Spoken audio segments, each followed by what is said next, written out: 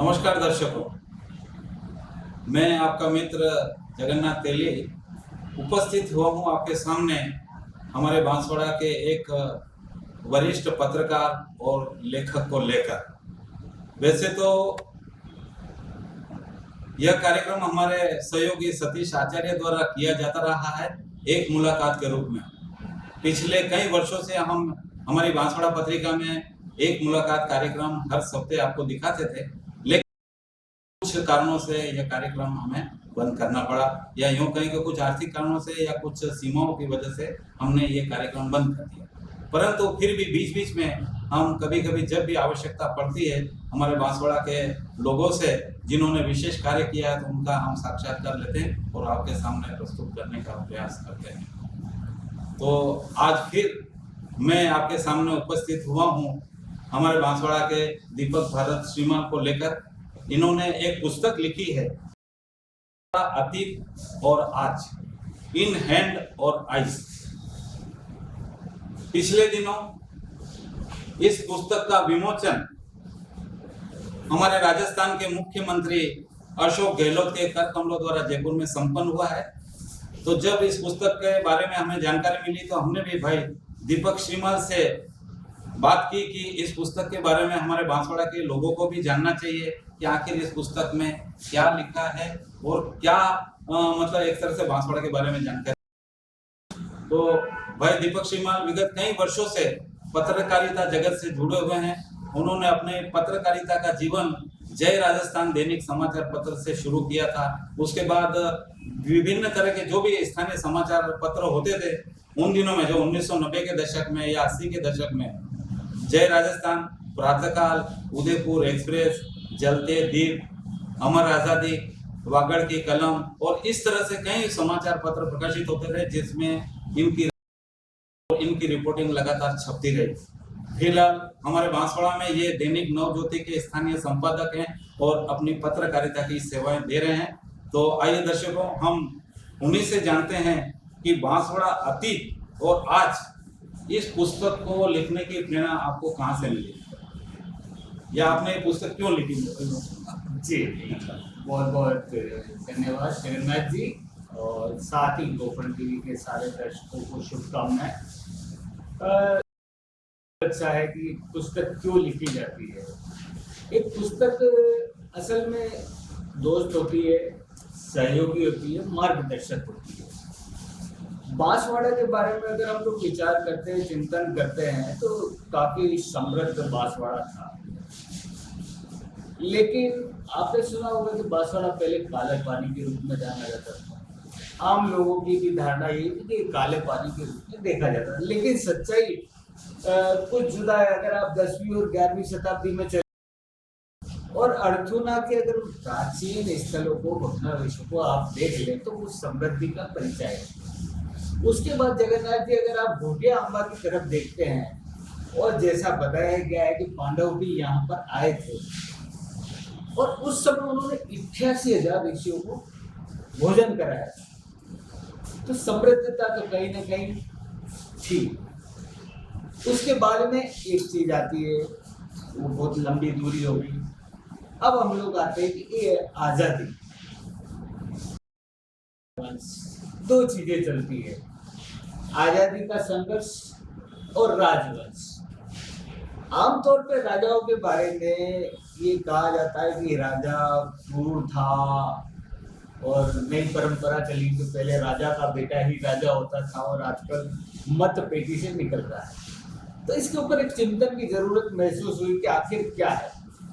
तो जब बांसवाड़ा के राजाओं को पढ़ा गया, चाहे हम बादशाह तीन की बात ले ले, उसके बाद में लक्ष्मण सिंह भी ले ले, शंभू सिंह भी ले ले, उनके कार्यकाल को आप देखते हो तो ये जो बांसवाड़ा की बनावट आपको नजर आती है, ये सारे उन राजाओं की देन।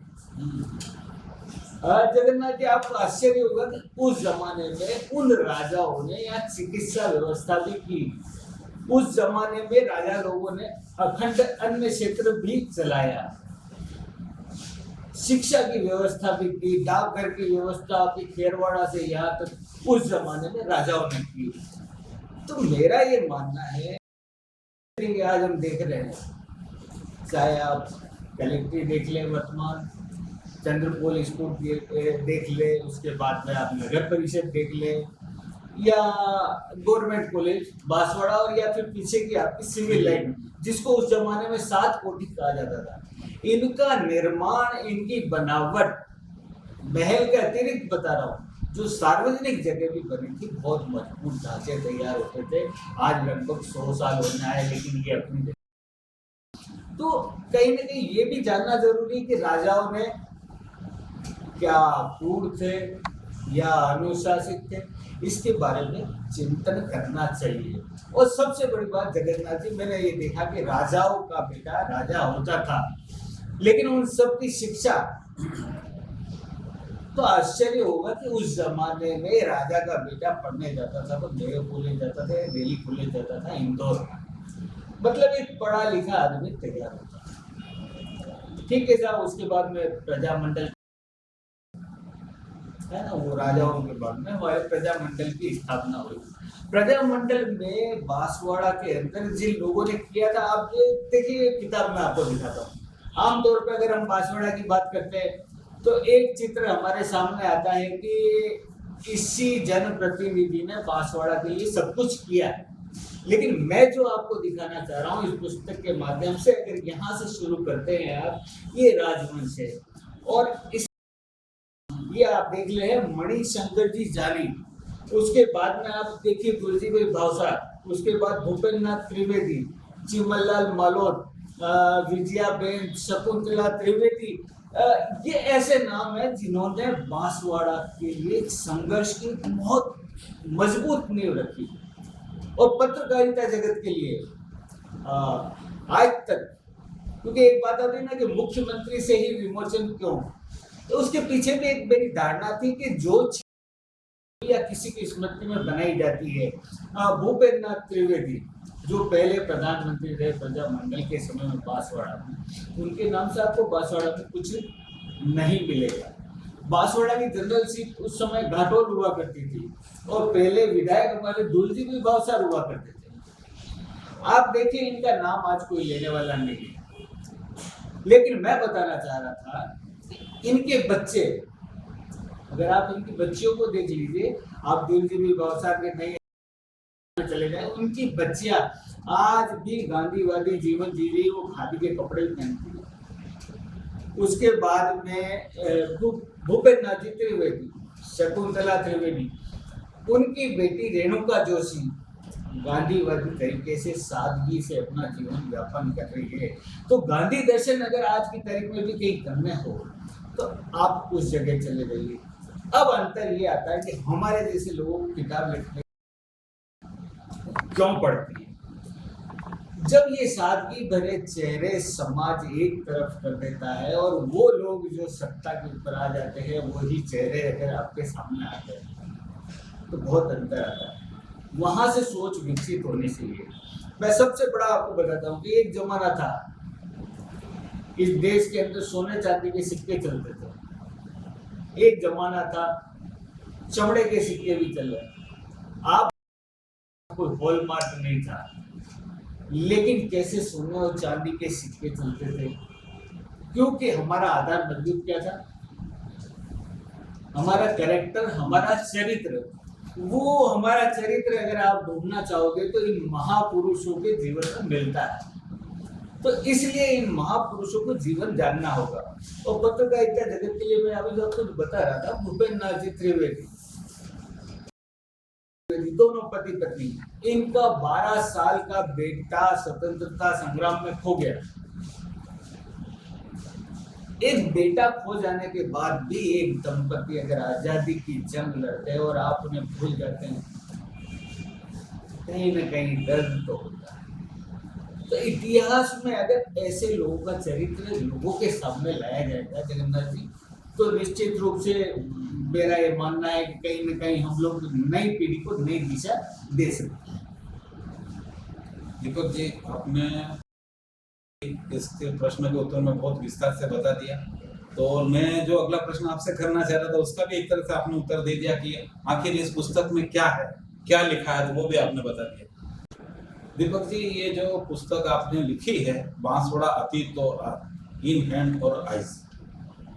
तो मैं आपसे थोड़ा सा ये जानकारी प्राप्त करना चाहता हूँ कि हमारे बांसवाड़ा के लोगों को लीक से हटकर इस पुस्तक में और क्या क्या जानकारियां मिली। जी जगन्नाथ जी, बहुत अच्छा सवाल किया है आपने। बांसवाड़ा के लोगों को क्या मिलेगा या नई पीढ़ी क्या लाभ ले सकती है।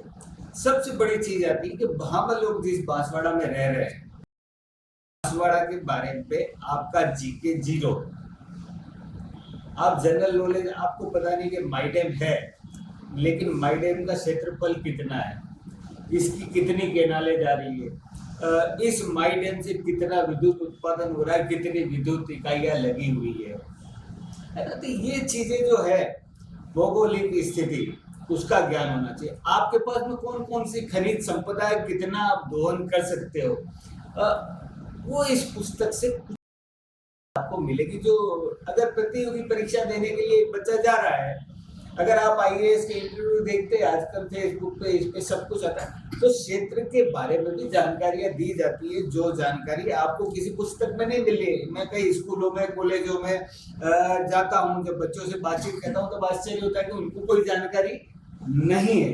तो ये जानकारियां इसके अंदर मिलेगी। आप बांसवाड़ा को देखिए, कितनी पंचायत समिति, कितने उपखंड है, कितनी ग्राम पंचायतें हैं। अगर आपको यही जानकारी, आप क्या करेंगे, तो उस समय ये पुस्तक आपकी सहयोगी बन सकती है। फिर आपके बांसवाड़ा के राजाओं का तो जैसे बता दिया, लेकिन उसके बाद में प्रजातंत्र आ गया। प्रजातंत्र के बाद में आपके कौन कौन यहाँ से मंत्री बने, अगर कोई अच्छा खिलाड़ी है, जैसे क्रिकेट जगत के बारे में भी इसके अंदर जानकारी मिलेगी आपको। उसके बाद में तीरंदाज कौन कौन हुए जिन्हें राष्ट्रीय अंतरराष्ट्रीय स्तर पर अपना परचम फहराया, तो वो मिलेगा। इस पुस्तक के अंदर आपको वो मिलेगा कि जो बांसवाड़ा का आदमी टोरंटो जैसी जगह जाके अपना व्यवसाय कर रहा है, तो वो भी आपको इस पुस्तक में मिलेगा। तो एक तरीके से ये पुस्तक एक छोटी सी, जिसको आजकल कहते हैं ना 1 वीक सीरीज, तो ये 1 वीक सीरीज है जो बच्चों को, प्रतियोगी परीक्षाओं में बैठने वाले बच्चों के काम आएगी। साथ में उन लोगों के लिए काम आएगी जो हमारे इतिहास में रुचि रखते हैं, या कुछ बच्चे शोध करना चाहेंगे। अब जनजाति विश्वविद्यालय स्थापित हो गया, शोध करना चाहेंगे तो वो मटेरियल कहाँ से लाए।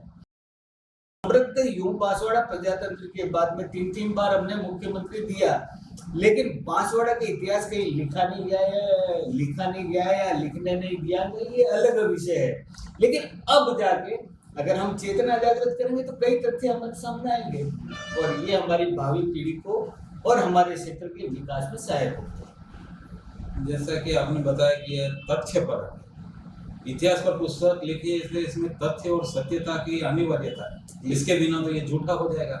तो आपको जो वास्तविक तथ्य हैं या जो उन तथ्यों को जुटाने में क्या क्या तकलीफ आई, या यूं कह सकते हैं कि किस तरह की मेहनत करनी पड़ी? तो नहीं, तकलीफ तो नहीं कह सकते, लेकिन मेहनत जरूर है कि आपको पढ़ना पड़ेगा। समय समय पर कुछ लोगों ने कुछ लिखा है, उस लिखे हुए को पढ़ना और उसके बाद में से उसका सार निकालना। क्योंकि जो सामग्री अभी तक उपलब्ध हुई, मेरे को इसको लिखने के लिए कम से कम 7 किताबों को पढ़ना पड़ा, और उसके बाद में कई हमारे यहाँ वो लेखक, उन्होंने लेख प्रकाशित किए, तो उनमें से कुछ सार निकालना पड़ा। तो होता ये है कि जगन्नाथ जी, अगर मुझे एक लेखक होता है, उसको तलाशने के लिए कुछ न कुछ चाहिए। जैसे मानगढ़ घटना की बात करते हैं, लेकिन आप ढूंढने जाओ तो इतिहास में बड़ी मुश्किल काम है कि सत्य निकाल के लाना। लेकिन कुछ 1-2 तथ्य मिलते हैं, उन तथ्यों के सहारे हम आगे बढ़ते हैं। उसके बाद में वो इतिहास सामने लाते हैं कि जो हमारे को आत्मचिंतन भी दे और गर्व। तो इस पुस्तक के बारे में मैं थोड़ा सा ये भी कहूँगा कि जैसे कि आमतौर पर क्या होता है कि आजकल पुस्तकें पढ़ने की परंपरा एक तरह से कम हो गई है। लोग व्हाट्सएप में और ये इंटरनेट वगैरह में बहुत चीज़ें ढूंढने लगे, और वास्तविक पुस्तकें पढ़ने में लोगों का इंटरेस्ट कम रहा है। लेकिन इसके उपरांत भी हमारे बांसवाड़ा में कई लोग हैं जो बड़ी संख्या में अच्छी पुस्तकों को खरीदते हैं और खरीद कर पढ़ने का प्रयास करते हैं, या उनमें उन चीज़ों में रुचि लेते हैं। तो इस पुस्तक के बारे में थोड़ी सी आप हमारे दर्शकों को ये, कोई हमारे बांसवाड़ा के नागरिक इस पुस्तक को प्राप्त करना चाहें, खरीदना चाहें, या इसको पढ़ना चाहें तो ये पुस्तक को मतलब आम लोगों तक पहुंचाने के लिए आपने क्या क्या व्यवस्था की है? या ये पुस्तक कहाँ पर उपलब्ध हो सकती है? जी बिल्कुल, ये पुस्तक जहाँ तक प्रयास किए जा रहे हैं सभी महाविद्यालयों और विद्यालयों में पहुँचाई जाए, और उसके बावजूद अगर कोई खरीदना चाहता है तो उसके लिए इसकी छोटी सी राशि भी रखी गई है। वो राशि देके कोई परचेज कर सकता है। आपके हमारे सामने है, हमारे बच्चे भी जाए। मैंने इस पुस्तक के अंदर मेरे बेटे को जोड़ा है। क्यों? मेरे बेटे ने भी जब देखा कि लिखने के लिए क्या क्या करना पड़ता है, कितनी मेहनत करनी पड़ती है, तो वो एक सीख मिलेगी। और जब उसके दोस्तों ने ये देखा तो आप समझो कि एक संदेश जाता है। तब पढ़ने का जो आपने पीछे करना है कि पढ़ने वाला आदमी का आजकल पढ़ने में थोड़ी सी रुचि कम हो गई, व्हाट्सएप यूनिवर्सिटी ज्यादा, उसके बावजूद भी जहाँ कुछ मिलता है आदमी तलाशता है, और जिसको तलाश है इसकी वो मेरे से बिल्कुल संपर्क करके ये पुस्तक ले सकता है। आपने एक इस पुस्तक के नाम में ये नाम लिखा है कि इन हैंड और आइज। जी इसको आप किस रूप में देखते हैं? जी बिल्कुल, अगर आप इसको पढ़ेंगे, इसके बारे में भी मैंने स्पष्ट किया है कि मैं नहीं चाहता इन हैंड, मतलब कि जो चीजें है ना, कई चीजें हमारी धड़कनें बढ़ा देती है या कम कपाहट, तो ये चीज वो है कि आपके हाथों में कम कपाहट नहीं आए या आपकी आंखों में खून के आंसू नहीं है। हम ये चाहते हैं आपकी आंखों में उतर के ये दिल तक ये बात पहुंचे कि महान व्यक्तित्व वो थे जिन्होंने स्वार्थ की नहीं, अपने बेटे को खो दिया, 12 साल के बेटे को खो दिया, उसको तलाशा नहीं और संघर्ष किया। तो ऐसे लोग आपको कहाँ मिलेंगे? और मेरी यही कल्पना है कि उन लोगों के नाम से उनकी यादें, उनका जीवन लोगों के पास पहुंचे। बहुत अच्छी बात है दीपक भाई। पुस्तक लिखी है और आपकी भावनाएं हैं, तो हमारे गोफन टीवी के बांसवाड़ा दर्शकों तक हमने आपकी भावनाएं पहुंचाई। आपने समय निकालकर हमारे स्टूडियो में आए और अपनी पुस्तक इन हैंड और आइज बांसवाड़ा अतीत और आज के बारे में दर्शकों को जानकारी दी, इसके लिए बहुत बहुत धन्यवाद। जी धन्यवाद। मैं आपका और आपकी गोपन टीवी का देना चाहूँगा कि एक मुलाकात, मैं चाहूँगा थोड़ी मेहनत का काम है लेकिन ये मुलाकात लगातार चलती रहे, क्योंकि कुछ लोगों को मैंने देखा है जो दुनिया में हट के कर रहे हैं और बांसवाड़ा में कर रहे हैं, लेकिन वो लोगों के सामने, मुझे लोगों के सामने आने का अवसर दिया, ऐसा ही अवसर दूसरों को दो और एक मुलाकात लंबी चलती रहे, ऐसी शुभकामनाओं के साथ धन्यवाद। मेरी बहुत बड़ी इच्छा थी, मेरा शुरू से मेरी बहुत महत्वाकांक्षाएं थी।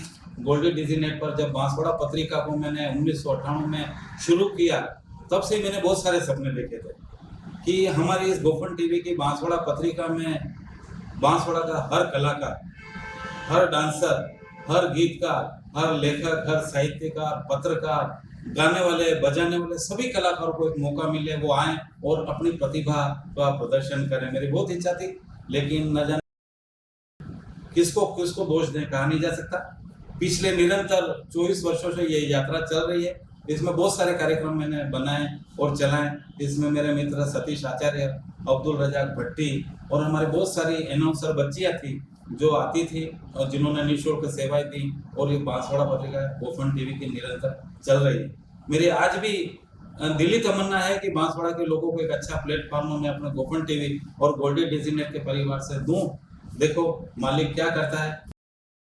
सपने तो बहुत देखे हैं, आपके सपने साकार होंगे जगन्नाथ जी। मौका दूं और जो अवसर देने की बात आप कह रहे हैं कि अवसर देंगे, तो आप निश्चित रूप से ऐसे अवसर दीजिए, क्योंकि मैं खुद गवाह हूँ। मेरी एक स्टूडेंट थी, वो आपके यहाँ एंकरिंग करके गए, आपको याद होगा, मधु वाधवानी।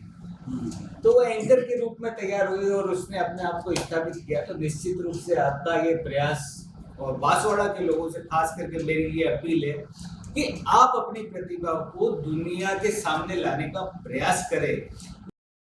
इस कार्यक्रम का नाम है इस मुलाकात में आप भी यहाँ आइए और गोफन टीवी के माध्यम से अपने विचारों से इस क्षेत्र को और जनता को लाभान्वित करें। बहुत बहुत धन्यवाद। बहुत बहुत धन्यवाद दीपक जी आपका।